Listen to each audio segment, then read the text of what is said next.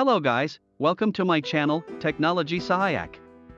Today in this video I will show you, while you try to remove your Facebook account from Messenger, but account not remove. It shows a message, this account is also logged into Facebook on this device. You will need to log out of this account on Facebook to remove the account. If I try another account to remove, same message is showing here. However, by entering my Facebook account, I will show you in which account I have logged into Facebook apps.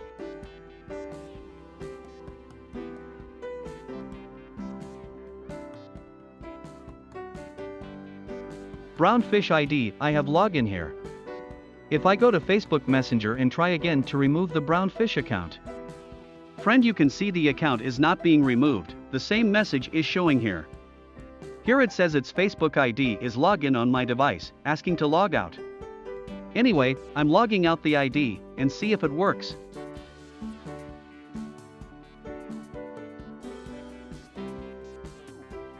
Now check again if ID can be removed from Messenger. Friends, you can see that it is not working. Anyway, let's move on to the main process. How to actually log out Facebook ID from Messenger. Go to your phone settings. Now access account sync from settings. Click on Facebook. And remove it.